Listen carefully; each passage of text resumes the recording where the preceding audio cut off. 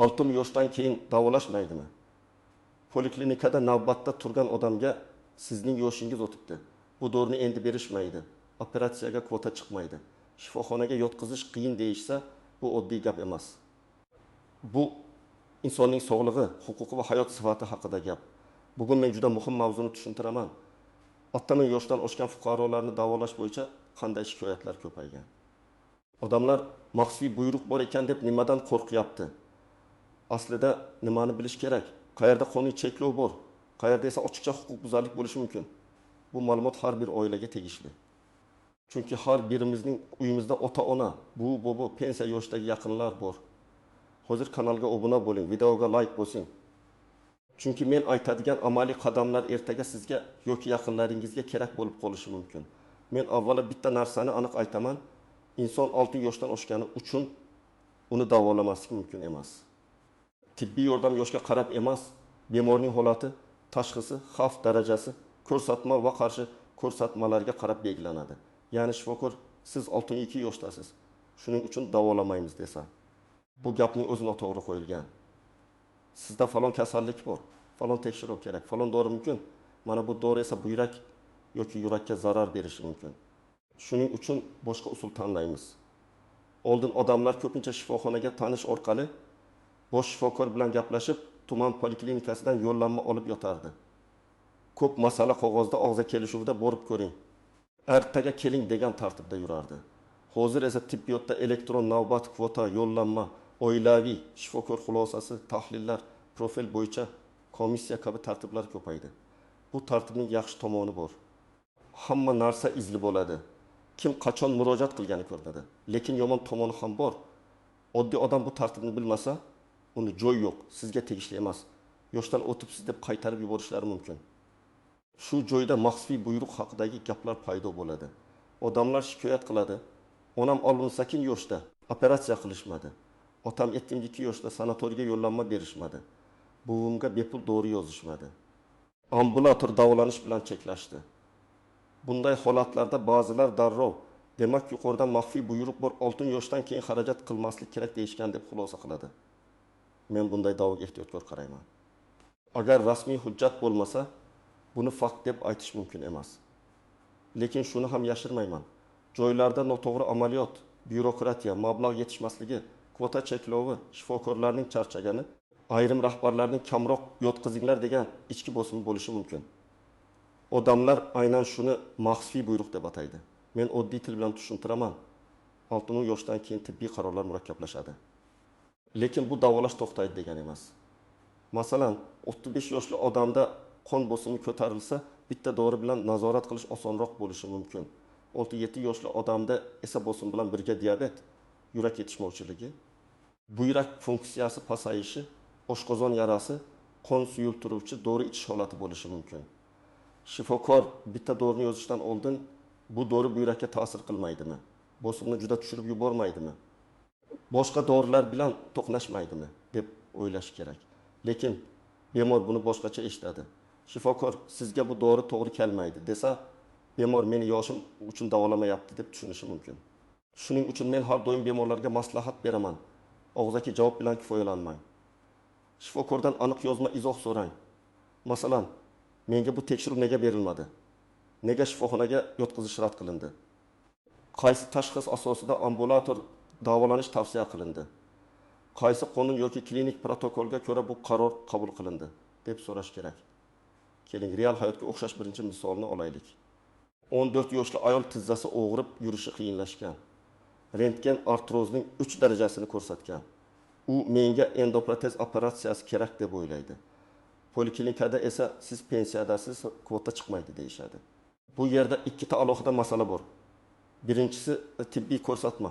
Haqiqatan ham operatsiya kerakmi? Yurak va boshqa organlar operatsiyaga bardosh beradimi? Konservativ davolash natija bermadimi? Ikkinchisi tashkiliy masala. Kvota bormi? Navbat qancha, qaysi markazga yuboriladi? Agar ayolga yosh sabab deb rad javobi berilsa, bu noto'g'ri. Agar hozir sizda yurak ritmi buzilishi bor, avval kardiolog ko'rigi va davolash kerak. Keyin operatsiya xavfsizligi baholanadi deyishsa, bu tibbiy asosli yondashuv bo'lishi mumkin. Ikkinchi misol, 70 yoshli erkak insultdan keyin reabilitatsiyaga muhtoj. o'ng qo'li yaxshi ishlamaydi, nutqi sekin, yurishi og'ir. Oila shifoxonaga yotqizinglar deydi. Ularga uyda mashq qilsin deb javob berishadi. Bunday holatda asosiy savol, bemorda statsionar reabilitatsiya uchun ko'rsatma bormi? Agar u yuta olmayotgan bo'lsa, yiqilish xavfi yuqori bo'lsa, bosim o'ynab tursa, tromboz xavfi bo'lsa, reabilitatsiya shifokori, nevrolog va fizioterapevt nazorati kerak bo'lsa, uyga yuborish xavfli bo'lishi mumkin. Lekin agar bemor barqaror, asosiy mashqlarni uyda davom ettira oladi. Yaqinlari qaray oladi. Poliklinika reabilitatsiya xizmati bor bo'lsa, ambulator yo'l ham mumkin. Muammo shundaki, odamga buning sababi tushuntirilmaydi. Natijada ishonchsizlik paydo bo'ladi. 3-misol, olim yoshli bemorga diabet tashxisi qo'yilgan. U bepul dori olishni xohlaydi. Poliklinikada ro'yxatda yo'qsiz, limit tugagan. Keyingi oy keling deyishadi. Bu yerda ham yosh masalasi emas, dori ta'minoti, imtiyozli ro'yxat, dispanser nazorati, elektron bazaga kiritilish masalasi bor. Agar bemor dispanser ro'yxatiga kiritilmagan bo'lsa, u bepul dori tizimida ko'rinmasligi mumkin. Shuning uchun men oldindan ochdim, menga bermayapti deb emas. Mening tashxisim elektron bazaga kiritilganmi? Imtiyozli dori ro'yxatida qaysi preparat bor? Retsept qachon yozilgan? Dorixona qachon ta'minlanadi deb aniq so'rash kerak. Kim xavotir olishi kerak? Birinchidan, surunkali kasalligi borlar. Diabet, gipertoniya, yurak ishemik kasalligi, buyrak yetishmovchiligi, bronxial astma. Surunkali o'pka kasalligi, saraton kasalligi, insult yoki infarkt o'tkazganlar. Ikkinchidan, tez-tez shifoxonaga tushadiganlar. Uchinchidan, yolg'iz yashaydigan keksalar, chunki ular o'z huquqini talab qilishga qiynaladi. To'rtinchidan, hujjatlari tartibsiz bo'lganlar, poliklinikada ro'yxati yo'q, doimiy manzili boshqa joyda, eski tahlillar yo'q, nogironlik hujjatlari yangilanmagan. Kim kamroq xavotir olishi mumkin? Agar sizda oilaviy shifokor nazorati bor, tashxislar elektron kartaga kiritilgan, dorilar muntazam yozilyapti, kerakli mutaxassisga yo'llanma olyapsiz, tekshiruvlar reja bo'yicha o'tyapti. Unda vahimaga tushmang. Lekin baribir hujjatlarni tartibga soling.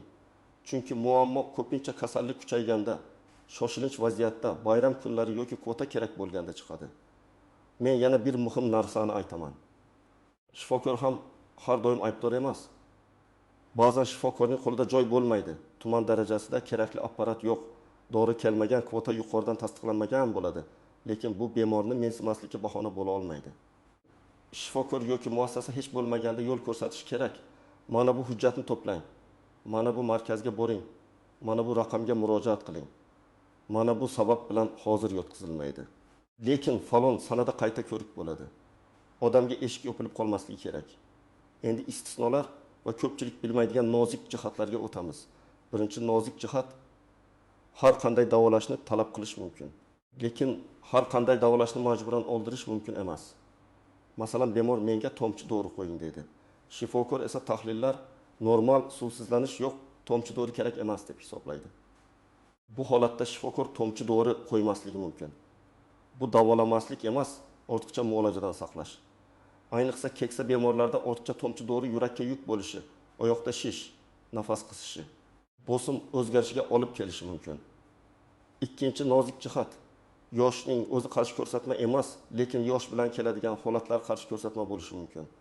Masalan, 75 yoshli odamga narkoz bilan operatsiya qilishdan oldin yurak tekshiriladi. Agar yurak juda zaif bo'lsa, operatsiya xavfi foydasidan yuqori bo'lishi mumkin. Bunday vaziyatda shifokor operatsiya qilmaymiz desa, bu yoshni kamsitish emas, xavfni baholash bo'lishi mumkin. Ammo buni tibbiy komissiya xulosasi, tekshiruv natijalari aniq yozma asos bilan tushuntirish kerak. Uchinchi nozik jihat, kvota va tibbiy yordam bir xil narsa emas. Kvota pullik yoki yuqori texnologik xizmatni davlat hisobidan olish tartibi bo'lishi mumkin. Kvota yo'qligi bemor umuman yordam olmaydi degani emas. Bemor shoshilinch yordamga muhtoj bo'lsa, unga yordam ko'rsatilishi kerak. Rejali operatsiya bo'lsa, navbat bo'lishi mumkin. Shuning uchun kvota yo'q degan javobni eshitsangiz, navbatga qachon qo'yilasiz, ro'yxat raqamingiz nechi? Qaysi hujjat yetishmayapti? Boshqa markazga yuborish mumkinmi deb so'rang. To'rtinchi nozik jihat, ayrim shikoyatlar noto'g'ri manzilga qilinadi. Masalan, odam poliklinikadan norozi bo'lib, darrov ijtimoiy tarmoqqa yozadi. Ba'zan bu tez natija beradi. Lekin rasmiy iz qoldirmaydi. Ertaga tekshiruv bo'lsa, bizga murojaat kelmagan deyishlari mumkin. Shuning uchun har bir muhim murojaat yozma bo'lishi kerak.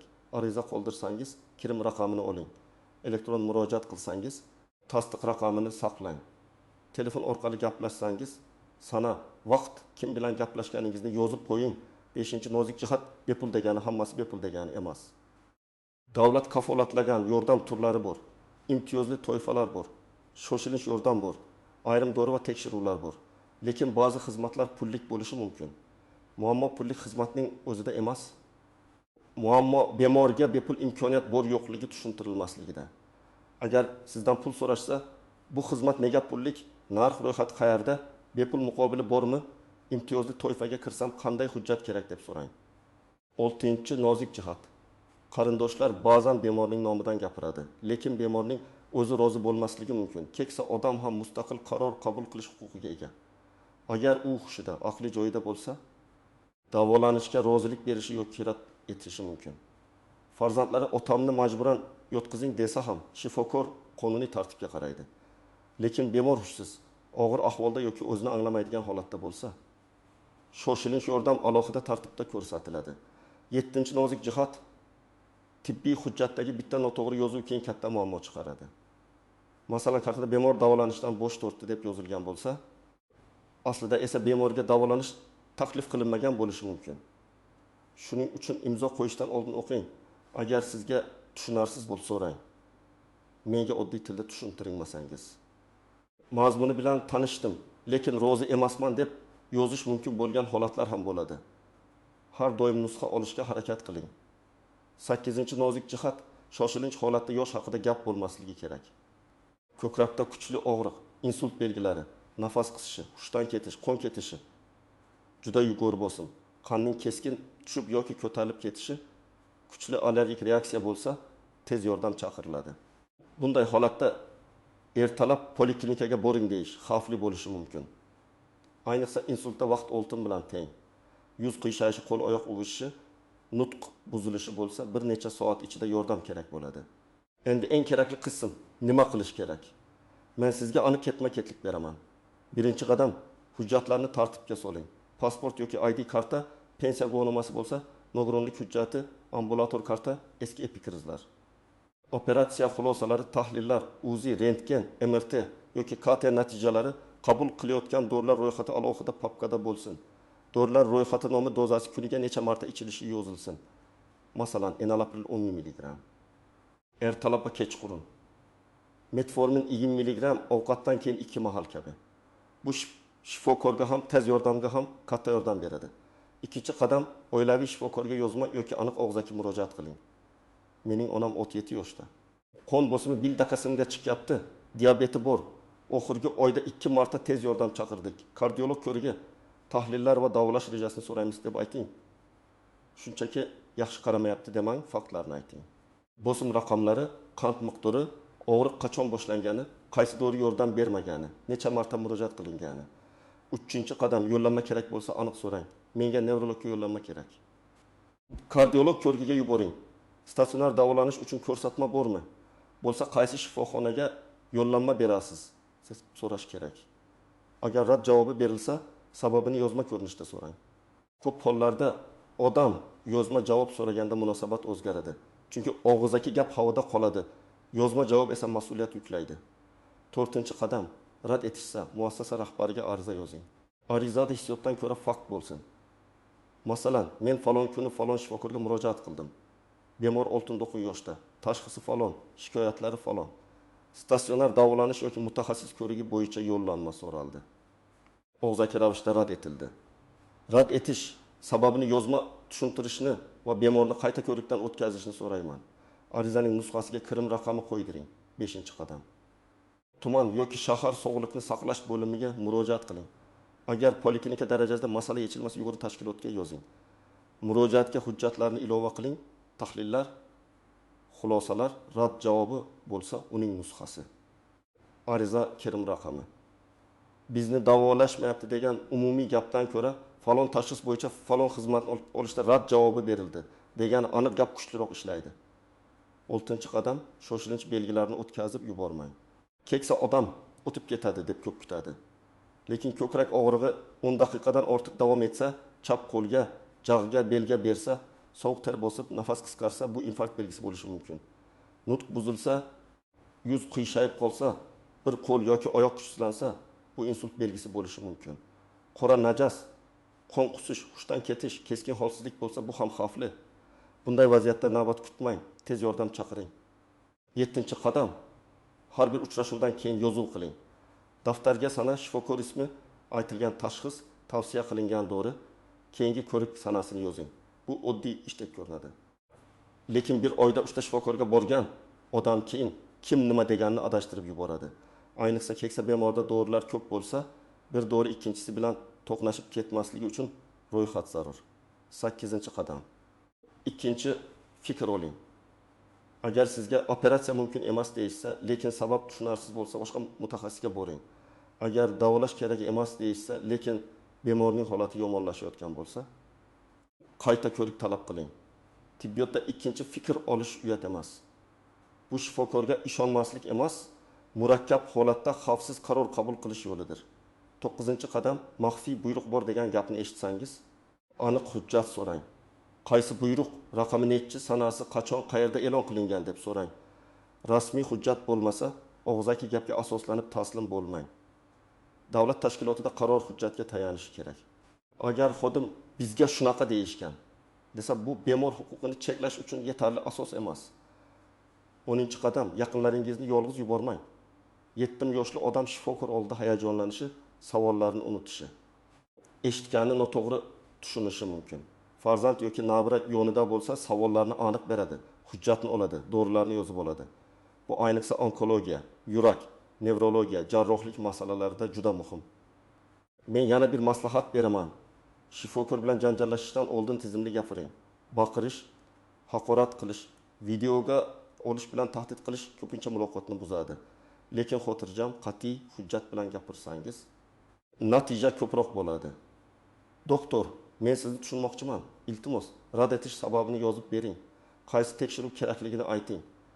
Qaysi bosqichdan o'tishimiz kerak degan yondashuv ko'pincha foydaliroq. Agar haqiqatan ham bepisandlik bo'lsa, masalan, qari odam, nima qilasiz davolatib?